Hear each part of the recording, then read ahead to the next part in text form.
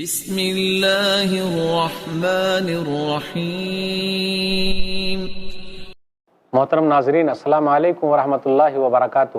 آج کی نشست میں آپ حضرات کا استقبال ہے۔ آج کی نشست میں سورہ مائدہ سورہ نمبر 5 میں آیت نمبر 15 سے آیت نمبر 31 تک 17 آیتیں ہیں۔ اعوذ باللہ من الشیطان الرجیم، بسم اللہ الرحمن الرحیم۔ یا اہل الکتاب قد جاءکم رسولنا یبین لکم کثیرا مما کنتم تخفون من الکتاب وَيَعْفُو عَنْ كَثِيرٍ قَدْ جَاءَكُم مِّنَ اللَّهِ نُورٌ وَكِتَابٌ مُّبِينٌ۔ اے اہل کتاب، تمہارے پاس ہمارا رسول آ گیا ہے، وہ تمہارے لیے اللہ کی کتاب کی بہت سی ایسی باتیں ظاہر کرتا ہے جنہیں تم چھپاتے تھے، اور بہت سی باتوں سے درگزر کرتا ہے۔ یقیناً تمہارے پاس اللہ کی طرف سے روشنی اور واضح کرنے والی کتاب آ گئی ہے۔ یہدی بہ اللہ من اتبع رضوانہ سبل السلام ویخرجہم من الظلمات الی النور بإذنہ وَيَهْدِيهِمْ إِلَىٰ صِرَاطٍ مُسْتَقِيمٍ، جس کے ذریعے سے اللہ اس شخص کو سلامتی کی راہ دکھاتا ہے جو اللہ کی رضا کی پیروی کرنا چاہتا ہے، اور انہیں اپنے حکم سے اندھیروں سے روشنی کی طرف نکال لاتا ہے اور سیدھے راستے کی طرف ان کی رہنمائی کرتا ہے۔ لَقَدْ كَفَرَ الَّذِينَ قَالُوا إِنَّ اللَّهَ هُوَ الْمَسِيحُ ابْنُ مَرْيَمَ قُلْ فَمَن يَمْلِكُ مِنَ اللَّهِ شَيْئًا إِنْ أَرَادَ أَن يُهْلِكَ الْمَسِيحَ ابْنَ مَرْيَمَ وَأُمَّهُ وَمَن فِي الْأَرْضِ جَمِيعًا وَلِلَّهِ مُلْكُ السَّمَاوَاتِ وَالْأَرْضِ وَمَا بَيْنَهُمَا یخلق ما یشاء واللہ علی کل شیء قدیر۔ یقیناً ان لوگوں نے کفر کیا جنہوں نے یہ کہا کہ بے شک اللہ تو وہی مسیح ابن مریم ہے۔ اے نبی کہہ دیجئے، پس کون ہے جو اللہ کے آگے کچھ اختیار رکھتا ہو؟ اگر اللہ مسیح ابن مریم کو اور ان کی ماں اور تمام زمین والوں کو ہلاک کرنے کا ارادہ کر لے، اور اللہ ہی کے لیے آسمانوں اور زمین کی بادشاہی ہے، اور جو کچھ ان دونوں کے درمیان ہے، وہ جو چاہے پیدا کرتا ہے، اور اللہ تعالیٰ ہر چیز پر خوب قدرت رکھتا ہے۔ وقالت اليہود والنصارى نحن ابناء اللہ واحباؤہ قل فلم يعذبكم بذنوبكم بل انتم بشر ممن خلق یغفر لمن یشاء ویعذب من یشاء وللہ ملک السماوات والارض وما بینہما والیہ المصیر۔ اور یہودیوں اور عیسائیوں نے کہا ہم اللہ کے بیٹے اور اس کے پیارے ہیں۔ اے نبی کہہ دیجئے، پھر وہ تمہیں تمہارے گناہوں کی سزا کیوں دیتا ہے؟ نہیں، بلکہ تم بھی اس کی مخلوق میں سے انسان ہو۔ وہ جسے چاہے بخش دیتا ہے اور جسے چاہے عذاب دیتا ہے، اور اللہ ہی کے لیے آسمان اور زمین کی بادشاہی ہے اور جو کچھ ان دونوں کے درمیان ہے، اور اسی کی طرف لوٹ کر جانا ہے۔ یا اہل الکتاب قد جاءکم رسولنا یبین لکم علی فترۃ من الرسل ان تقولوا ما جاءنا من بشیر ولا نذیر فقد جاءکم بشیر ونذیر واللہ علی کل شیء قدیر۔ اے اہل کتاب، تمہارے پاس ہمارا رسول آ گیا ہے جو رسولوں کے وقفے کے بعد تمہارے لیے باتیں کھول کر بیان کرتا ہے، تاکہ تم یہ نہ کہو کہ ہمارے پاس تو کوئی خوشخبری دینے والا اور کوئی ڈرانے والا نہیں آیا۔ پس یقیناً تمہارے پاس خوشخبری دینے والا اور ڈرانے والا آ گیا ہے، اور اللہ ہر چیز پر خوب قادر ہے۔ وَإِذْ قَالَ مُوسَىٰ لِقَوْمِهِ يَا قَوْمِ اذْكُرُوا نِعْمَةَ اللَّهِ عَلَيْكُمْ إِذْ جَعَلَ فِيكُمْ أَنْبِيَاءَ وَجَعَلَكُمْ مُلُوكًا وَآتَاكُمْ مَا لَمْ يُؤْتِ أَحَدًا مِّنَ الْعَالَمِينَ۔ اور جب موسیٰ نے اپنی قوم سے کہا اے میری قوم، اللہ کی وہ نعمت یاد کرو جو اس نے تم پر کی جب اس نے تم میں سے نبی بنائے اور تمہیں بادشاہ بنایا، اور تمہیں وہ کچھ دیا جو ساری دنیا میں کسی کو نہیں دیا۔ یا قوم ادخلوا الارض المقدسۃ التي كتب اللہ لکم ولا ترتدوا على ادبارکم فتنقلبوا خاسرین۔ اے میری قوم، مقدس زمین میں داخل ہو جاؤ جو اللہ نے تمہارے نام لکھ دی ہے، اور تم اپنی پشت کے بل منہ نہ موڑو، پھر تم خسارہ اٹھانے والے ہو جاؤ گے۔ قالوا یا موسیٰ ان فیہا قوما جبارین وإنا لن ندخلها حتی یخرجوا منها فإن یخرجوا منها فإنا داخلون۔ انہوں نے جواب دیا اے موسیٰ، بے شک اس زمین میں ایک بڑی زور آور قوم ہے، اور ہم ہرگز اس میں داخل نہیں ہوں گے یہاں تک کہ وہ لوگ اس میں سے نکل جائیں، پھر اگر وہ اس میں سے نکل گئے تو بے شک ہم داخل ہو جائیں گے۔ قال رجلان من الذين يخافون انعم الله عليهم ادخلوا عليهم الباب فاذا دخلتموه فانكم غالبون وعلى الله فتوكلوا ان كنتم مؤمنين۔ جو لوگ اللہ سے ڈرتے تھے ان میں سے دو آدمی جن پر اللہ کا فضل تھا، وہ بولے تم ان کے مقابلے کے لیے دروازے میں داخل ہو جاؤ، پھر جب تم دروازے میں داخل ہو گئے تو بے شک تم غالب آ جاؤ گے، اور اگر تم مومن ہو تو تمہیں اللہ ہی پر بھروسہ کرنا چاہیے۔ قالوا یا موسیٰ انا لن ندخلها ابدا ما داموا فیہا فاذهب انت وربک فقاتلا انہا هنا قاعدون۔ وہ کہنے لگے اے موسیٰ، ہم ہرگز اس زمین میں داخل نہیں ہوں گے جب تک کہ وہ لوگ وہاں موجود ہیں، چنانچہ تو اور تیرا رب جائے، پھر تم دونوں ان سے لڑو، ہم تو یہیں بیٹھے ہیں۔ قال رب انی لا املک الا نفسی واخی فافرق بیننا وبین القوم الفاسقین۔ موسیٰ نے کہا، اے میرے رب، بے شک مجھے اپنے آپ اور اپنے بھائی کے سوا کسی پر اختیار نہیں، چنانچہ تو ہمیں اس نافرمان قوم سے الگ کر دے۔ قال فإنها محرمۃ علیہم 40 سنہ یتیہون فی الارض فلا تأس علی القوم الفاسقین۔ اللہ نے فرمایا، بے شک وہ مقدس زمین ان لوگوں پر حرام کر دی گئی ہے، وہ زمین میں 40 برس تک ادھر ادھر بھٹکتے پھریں گے، چنانچہ آپ اس نافرمان قوم کا غم نہ کھائیں۔ وَاتْلُ عَلَيْهِمْ نَبَأَ ابْنَيْ آدَمَ بِالْحَقِّ إِذْ قَرَّبَا قُرْبَانًا فَتُقُبِّلَ مِنْ أَحَدِهِمَا وَلَمْ يُتَقَبَّلْ مِنَ الْآخَرِ قَالَ لَأَقْتُلَنَّكَ قَالَ إِنَّمَا يَتَقَبَّلُ اللَّهُ مِنَ الْمُتَّقِينَ۔ اور اے نبی، آپ انہیں آدم کے 2 بیٹوں کا واقعہ ٹھیک ٹھیک سنائیں۔ جب ان دونوں نے قربانی کی تھی، پھر ان میں سے ایک کی قربانی تو قبول کر لی گئی اور دوسرے کی قبول نہ کی گئی۔ دوسرا بولا، میں تجھے قتل کر دوں گا۔ پہلے نے جواب دیا، اللہ صرف پرہیزگاروں کی قربانی قبول کرتا ہے۔ لَئِن بَسَطتَ إِلَيَّ يَدَكَ لِتَقْتُلَنِي مَا أَنَا بِبَاسِطٍ يَدِيَ إِلَيْكَ لِأَقْتُلَكَ إِنِّي أَخَافُ اللَّهَ رَبَّ الْعَالَمِينَ۔ اگر تو نے اپنا ہاتھ میری طرف اس ارادے سے بڑھایا کہ مجھے قتل کر دے، تو بھی میں اپنا ہاتھ تیری طرف نہیں بڑھاؤں گا کہ تجھے قتل کر دوں۔ بے شک میں اللہ سے ڈرتا ہوں جو سب جہانوں کا رب ہے۔ انی ارید ان تبوء باسمی واسمک فتکون من اصحاب النار وذلک جزاء الظالمین۔ میں تو چاہتا ہوں کہ تو میرا اور اپنا گناہ اپنے سر لے لے اور دوزخیوں میں شامل ہو جائے، اور ظالموں کا یہی بدلہ ہے۔ فطوعت له نفسه قتل اخیہ فقتله فاصبح من الخاسرین۔ پھر اس کے نفس نے اسے اپنے بھائی کو قتل کرنے پر اکسایا، چنانچہ اس نے اسے قتل کر دیا اور وہ خسارہ پانے والوں میں سے ہو گیا۔ فبعث اللہ غرابا یبحث فی الارض لیریہ کیف یواری سوءۃ اخیہ قال یا ویلتى عجزت ان اکون مثل هذا الغراب فاواری سوءۃ اخی فاصبح من النادمین۔ پھر اللہ نے وہاں ایک کوا بھیجا، وہ اپنے پنجوں سے زمین کریدنے لگا تاکہ اسے دکھائے کہ وہ اپنے بھائی کی لاش کیسے دفن کرے۔ وہ کہنے لگا، افسوس، میں اس کوے جیسا ہونے سے بھی عاجز رہا کہ اپنے بھائی کی لاش دفنا دیتا، چنانچہ وہ پچھتانے والوں میں سے ہو گیا۔ ناظرین اکرام، ابھی آپ نے سورہ مائدہ سورہ نمبر 5 میں آیت نمبر 15 سے آیت نمبر 31 تک آیتیں سنی ہیں، اس کا ترجمہ بھی سنا۔ خلاصہ کچھ یوں ہے، 17 آیتیں آپ کے سامنے پیش کی گئی کہ اللہ تعالیٰ نے قرآن کریم کو نازل فرمایا، یہ روشنی ہے اور واضح کتاب ہے، ہدایت کا ذریعہ ہے، اور اللہ تعالیٰ ہی لوگوں کو روشنی کی طرف بلاتا ہے، یعنی اسلام کی طرف، اور اللہ تعالیٰ اس کی طرف رہنمائی کرتا ہے۔ پھر اس کے بعد یہودیوں کے بارے میں ذکر ہے، وہ کہتے تھے ہم تو اللہ کے بیٹے ہیں اور اللہ کے محبوب ہیں، تو رد کیا جا رہا ہے، یہ کیسے ہو سکتا ہے؟ اللہ تعالیٰ اپنے محبوب کو کیا سزا دے گا؟ لیکن تم لوگوں کو تو سزا ملی ہے، تم لوگوں کو ستایا گیا، تم لوگوں کو پریشان کیا گیا، تم لوگوں کو قتل کیا گیا، تو کیا کوئی محبت کرنے والا جس سے وہ محبت کرتا ہے اس کو قتل کرتا ہے؟ جی نہیں، تمہارا یہ کہنا بالکل غلط ہے، تم اللہ کی مخلوق ہو۔ پھر اس کے بعد یہ ذکر ہو رہا ہے کہ نبی صلی اللہ علیہ وسلم جو آخری نبی بنا کر بھیجے گئے ہیں، وہ فترہ لمبا فترہ ہے، یعنی عیسیٰ علیہ السلام اور نبی صلی اللہ علیہ وسلم کے درمیان 570 سال یا 600 سال کا وقفہ ہے، اس کو فترہ کہا جا رہا ہے۔ اب نبی صلی اللہ علیہ وسلم آ گئے، خوشخبری دینے والے، ڈرانے والے بنا کر بھیج دیے گئے، تم لوگوں کو ماننا چاہیے، تم لوگوں نے کیوں نہیں مانا؟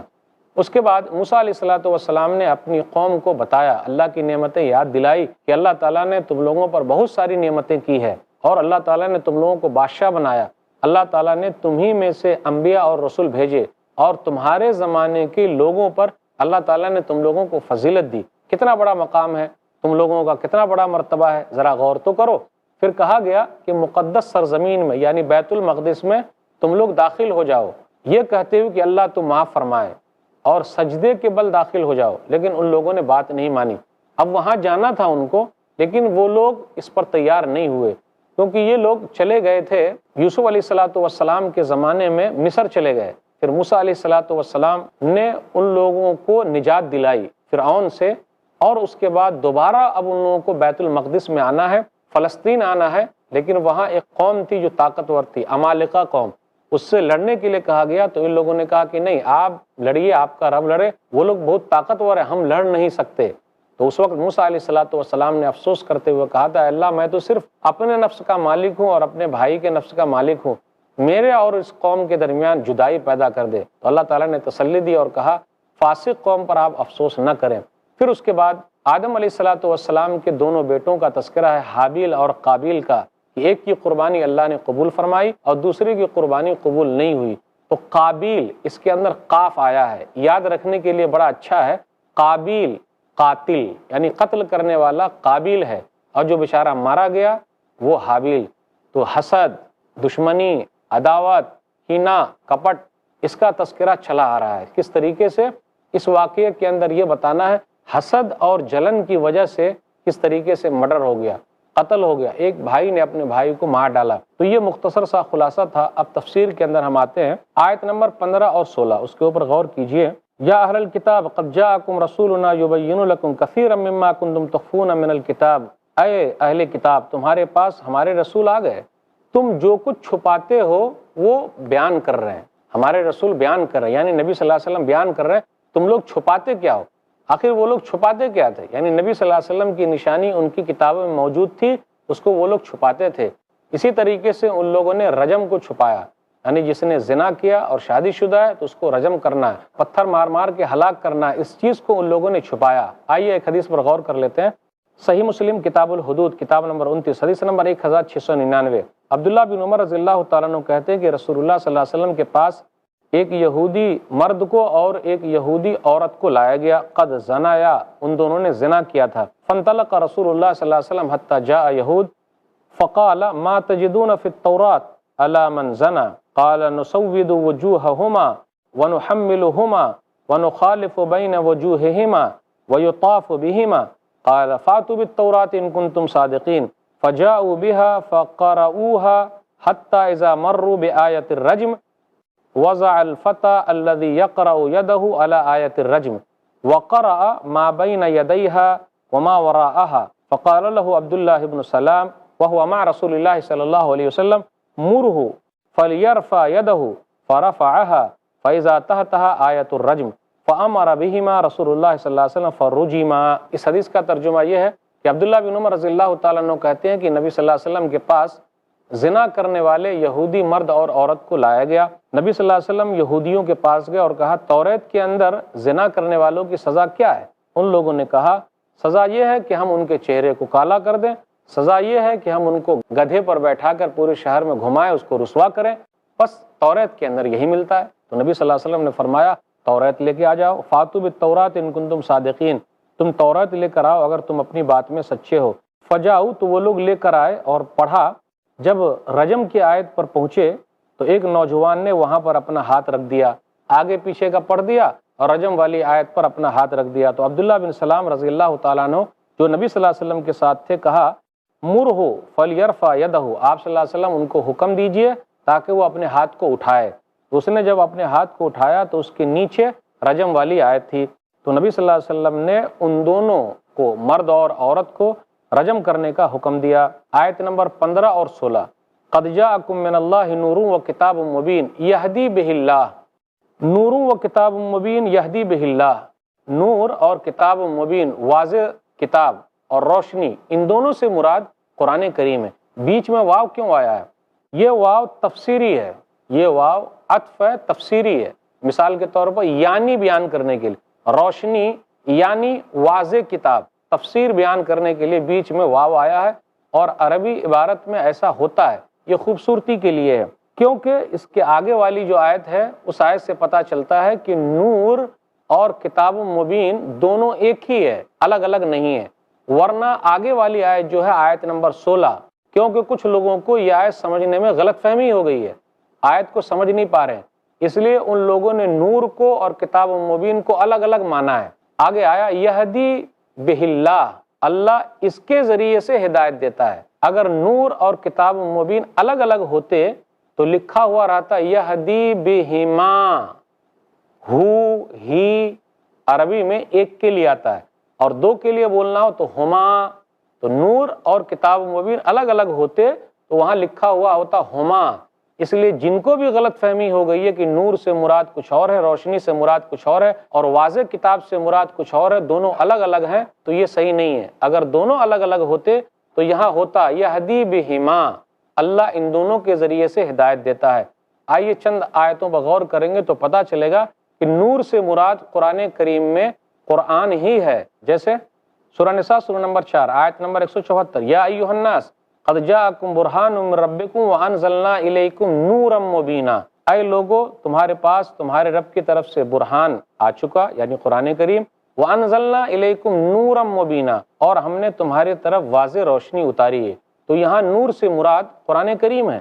اسی طرح غور کریں سورہ تغابن سورہ نمبر 64 آیت نمبر 8، فآمنوا باللہ ورسولہ والنور الذی انزلنا، تو تم لوگ ایمان لاؤ اللہ پر، اس کے رسول پر، اور اس نور پر جو ہم نے اتارا ہے۔ تو یہاں رسول سے مراد کون ہے؟ رسول سے مراد نبی صلی اللہ علیہ وسلم ہے۔ نور سے مراد پھر کیا ہے؟ تو نور سے مراد قرآن کریم ہے۔ تو آیتوں سے یہی واضح ہوتا ہے کہ جہاں بھی نور کا لفظ آیا ہے اس سے مراد قرآن کریم ہے۔ ایک حدیث پر غور کریں، سب سے پہلے جو چیز اللہ تعالیٰ نے پیدا کیا وہ قلم ہے۔ سنن ابی داؤد کتاب الادب کتاب نمبر 40 حدیث نمبر 4700، عبادہ بن صامت رضی اللہ تعالیٰ عنہ کہتے ہیں کہ نبی صلی اللہ علیہ وسلم نے فرمایا ان اول ما خلق اللہ القلم، کیونکہ سب سے پہلی چیز جو اللہ تعالیٰ نے پیدا کی وہ قلم ہے۔ علامہ البانی رحمہ اللہ تعلیقات المشکات یعنی مشکات کی تعلیقات میں لکھتے ہیں جلد نمبر 1 صفحہ نمبر 34 پر، فالحدیث صحیح بلا ریب، یہ حدیث جو ہے صحیح ہے، جو سب سے پہلے اللہ تعالیٰ نے جس چیز کو پیدا کیا وہ قلم ہے، وَهُوَ مِنَ الْأَدِلَّةِ الظَّاهِرَةِ، اور وہ واضح دلیلوں میں سے ہے۔ آگے آیت نمبر 17 سے 19 کے درمیان غور کیجئے، عیسائیوں کا شرک اور کفر، کہ ان لوگوں نے یہ کہا کہ اللہ تعالیٰ وہ مسیح ابن مریم وہی اللہ تعالیٰ ہے، یعنی عیسیٰ علیہ السلام جو ہے وہی اللہ ہے۔ اللہ نے جواب دیا، آپ کہیے کون ہے اگر اللہ تعالیٰ مسیح کو یعنی عیسیٰ علیہ السلام کو ہلاک کر دے، ان کی ماں کو ہلاک کر دے، اور جتنے لوگ زمین کے اندر ہے سب کو اللہ تعالیٰ ہلاک کر دے، برباد کر دے، تو کوئی اور ہے جو طاقت رکھ سکتا ہے اس چیز کو روک دے؟ جی نہیں، اور اللہ تعالیٰ ہر چیز پر قادر ہے۔ اس کے بعد بیان کیا جا رہا ہے یہود و نصارہ کا یہ کہنا تھا، نحن ابناء اللہ و احباؤ، ہم اللہ تعالیٰ کے محبوب ہیں اور اللہ تعالیٰ کے پسندیدہ ہیں، اللہ تعالیٰ کے بیٹے ہیں۔ کس نے کہا؟ اگر ایسی بات ہوتی تو اللہ تم کو کبھی عذاب نہیں دیتا، پھر کیوں تم کو اللہ تعالیٰ نے عذاب دیا ہے؟ بل انتم بشر ممن خلق، بلکہ تم لوگ بشر ہو، اللہ تعالیٰ کی مخلوقات میں سے ہو۔ پھر اس کے بعد یہ ذکر ہو رہا ہے آخری نبی صلی اللہ علیہ وسلم کے بارے میں کہ وہ فترے کے درمیان پیدا ہوئے ہیں، آئے ہیں، خوشخبری دینے والے ہیں، ڈرانے والے ہیں، اس لیے تم لوگ مان جاؤ۔ آیت نمبر 20 سے 26 کے درمیان غور کیجئے کہ موسیٰ علیہ السلام نے اپنی قوم سے کہا، یا قوم اذکروا نعمت اللہ علیکم، اے میری قوم اللہ تعالیٰ کی نعمتوں کو یاد کرو جو اللہ تعالیٰ نے تم پر کیا ہے۔ نعمتیں کیا ہے؟ من اور سلوہ کا نزول، نعمتیں کیا ہے؟ بدلی کا سایہ، نعمتیں کیا ہے؟ بادلوں کا سایہ۔ اللہ تعالیٰ کی نعمتوں میں سے ہے کہ اللہ تعالیٰ نے فرعون سے ان لوگوں کو نجات دی، اور کس طریقے سے اللہ تعالیٰ نے سمندر میں راستے ان لوگوں کے لیے بنا دیے۔ تو اللہ تعالیٰ کی بہت ساری نعمتیں، ان کے زمانے میں جتنے لوگ تھے سب سے بہتر یہ یہودی لوگ تھے۔ پھر اس کے بعد یہ کہا، اذ جعل فیکم انبیاء، اللہ تعالیٰ نے تم لوگوں میں نبی بھیجے، اللہ تعالیٰ نے تم لوگوں میں انبیاء بھیجے۔ جتنے بھی انبیاء علیہ السلام آئے ہیں اکثر بلکہ سب کے سب صرف نبی صلی اللہ علیہ وسلم کو چھوڑ کر انہی میں سے تو ہیں، یعنی اسحاق اور یعقوب کی اولاد میں سے ہیں۔ نبی صلی اللہ علیہ وسلم اسماعیل علیہ السلام کی اولاد میں سے ہیں، بس آخری نبی الگ آئے ہیں، بقیہ تمام انبیاء علیہ السلام تو انہی لوگوں میں سے آئے ہیں۔ تو اللہ تعالیٰ کا بڑا فضل ہے ان لوگوں پر، اس لیے اللہ تعالیٰ کی بات ماننی چاہیے تھی۔ پھر آگے کہا، وَجَعَلَكُمْ مُلُوكًا، اور اللہ تعالیٰ نے تم لوگوں کو بادشاہ بنایا۔ داؤد علیہ السلام کو اللہ نے نبی بنایا، بادشاہ بھی بنایا۔ سلیمان علیہ السلام کو اللہ تعالیٰ نے نبی بنایا اور اللہ نے بادشاہ بھی بنایا۔ اس سے یہ پتہ چلتا ہے کہ بادشاہت اللہ کی طرف سے ایک نعمت ہے۔ بادشاہت اگر لوگوں کے فائدے کے لیے ہو تو وہ چیز رحمت ہے، لیکن لوگوں کے لیے نقصان کا ذریعہ بن جائے تو وہ زحمت ہے۔ اور بادشاہت اگر اللہ کی طرف سے مل رہی ہے تو یہ اللہ کی طرف سے ایک نعمت ہے۔ تو اللہ تعالیٰ نے داؤد علیہ السلام کو اور سلیمان علیہ السلام کو بادشاہ بھی بنایا تھا۔ نبی کے ساتھ ساتھ وہ لوگ بادشاہ بھی تھے، وہ لوگ سماج کو اچھا بنانے والے تھے، ایسا نہیں سماج کو خراب کرنے والے تھے۔ تو بادشاہت بذات خود بری چیز نہیں ہے، لیکن وہ بادشاہت بری ہے جس سے سماج کا نقصان ہوتا ہے۔ پھر اس کے بعد یہ کہا گیا کہ اب یہودی لوگ جو تھے وہ مصر کے اندر آباد تھے۔ موسیٰ علیہ السلام لے کر نکلے، کیونکہ فرعون کو ڈبو دیا گیا ہے، لے کر نکلے تو اب ان کو پھر دوبارہ مصر سے آنا ہے فلسطین۔ فلسطین کے اندر عمالقہ قوم آباد تھی جو بڑی طاقتور قوم تھی۔ موسیٰ علیہ السلام نے ان یہودیوں سے کہا کہ چلو فلسطین کے اندر داخل ہونا ہے، کیونکہ تمہارے باپ دادا یعقوب علیہ السلام جو تمہارے جد امجد ہیں وہ تو وہیں کے رہنے والے تھے، فلسطین ہی میں رہتے تھے، بیت المقدس میں تھے، وہاں سے وہ یوسف علیہ السلام کے زمانے میں مصر چلے گئے تھے، تو دوبارہ تمہیں اپنے وہاں واپس آنا ہے، لیکن یاد رکھنا تم لوگوں کو جہاد کرنا پڑے گا۔ عمالقہ فوج جو ہے وہ بڑی طاقتور ہے، ان سے لڑنا پڑے گا، ان سے جہاد کرو، اور اللہ تعالیٰ نے وعدہ کیا تم لوگ جیتو گے، یقین ہے یہ۔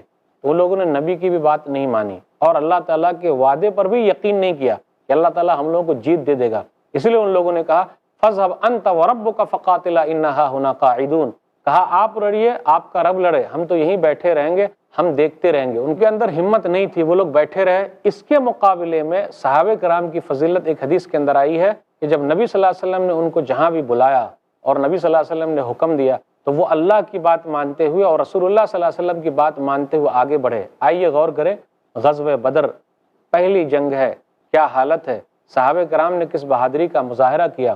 2 ہجری کا یہ واقعہ ہے، حدیث کے اندر آیا، صحیح بخاری کتاب المغازی کتاب نمبر 64 حدیث نمبر 3952، مقداد بن اسود کے بارے میں آیا، عبداللہ بن مسعود رضی اللہ تعالیٰ عنہ کہتے ہیں لا نقول کما قال قوم موسیٰ اذهب انت وربک فقاتلا، ہم وہ نہیں کہیں گے جو موسیٰ علیہ السلام کی قوم نے کہا تھا، آپ جائیے، آپ کا رب جائے، ہم بیٹھے رہیں گے، ولکننا نقاتل عن یمینک وعن شمالک وبین یدیک وخلفک، لیکن ہم آپ کے دائیں، آپ کے بائیں، آپ کے آگے، آپ کے پیچھے لڑیں گے۔ فرأیت النبی صلی اللہ علیہ وسلم اشرق وجہہ وسرہ یعنی قولہ، تو میں نے یہ دیکھا کہ رسول اللہ صلی اللہ علیہ وسلم کا چہرہ خوشی سے دمک رہا تھا۔ تو دیکھا آپ نے کس طریقے سے صحابہ کرام نے اپنی بہادری کا مظاہرہ کیا۔ دنیا کی ڈرپوک قوم کون ہے؟ یہودی۔ آج ان کے اندر ہمت ہے تو ڈائریکٹ سامنے لڑے، اب مشینوں کے ذریعے لڑنا یہ کہاں کی بہادری ہے، یہ ڈرپوک رہے ہیں۔ آج اللہ تعالیٰ نے ذرا سی ان کو طاقت دی ہے تو وہ لوگ اس کا غلط استعمال کر رہے ہیں، تو اللہ ان کو توڑ دے گا۔ دعا کیجئے، کہیے کہ اللہ آج بیت المقدس دوسروں کے قبضے میں، اس کو تو آزاد کرا دے۔ موسیٰ علیہ السلام نے اپنی قوم سے مایوسی اختیار کرتے ہوئے کہا تھا کہ اللہ میں صرف اپنے نفس کا مالک ہوں اور اپنے بھائی کے نفس کا، میرے درمیان اور ان لوگوں کے درمیان جدائی کرا دے۔ 40 سال تک وہ لوگ بھٹکتے رہے، پھر اس کے بعد دوبارہ ان کو موقع ملا۔ اس کے بعد آیت نمبر 27 سے آیت نمبر 31 کے درمیان آدم علیہ السلام کے دونوں بیٹوں کا تذکرہ ہے۔ نبی صلی اللہ علیہ وسلم سے کہا جا رہا ہے کہ اب بتائیے سرکشی، حسد اور ظلم کی وجہ سے کیا ہوا، ایک بھائی نے ایک بھائی کو مار ڈالا، تو کیا انجام ہوا ان کا؟ انجام یہ ہوا کہ جب بھائی کو مار دیا اس لائق بھی نہیں رہا کہ وہ اس کو دفن کر سکے، پھر اس کے بعد اللہ تعالیٰ نے کوے کو بھیجا اور کوے نے اپنے مردہ بھائی کو کس طریقے سے دفنایا، تو وہ دیکھ کر بولنے لگا قابیل، ہائے افسوس میں اس لائق بھی نہیں بچا، کوے نے تو اپنے بھائی کو دفن کر دیا لیکن میں تو دفن بھی نہیں کر سکا۔ اللہ تعالیٰ نے ایک کی قربانی کو قبول کر لی اور دوسرے کی قربانی کو قبول نہیں کی، تو اللہ تعالیٰ تقویٰ کے اعتبار سے لوگوں کی قربانی کو قبول کرتا ہے۔ ناظرین کرام، یہ چند باتیں تھی، اس لیے ضروری ہے کہ ہم اور آپ اپنے اندر تقویٰ پیدا کریں، اور ہم دعا کرتے ہیں کہ اللہ تعالیٰ ہم لوگ کتاب و سنت پر چلائے، اللہ بدعت و خرافات سے دور رکھے، آمین۔ وآخر دعوانا الحمدللہ رب العالمین، وصلی اللہ علی نبینا محمد وآلہ وصحبہ اجمعین، والسلام علیکم ورحمۃ اللہ وبرکاتہ۔ اللہ کے دین کی دعوت اور لوگوں تک پہنچانے کے لیے اس ویڈیو کو ضرور لائک، شیئر، کمنٹ اور سبسکرائب کریں۔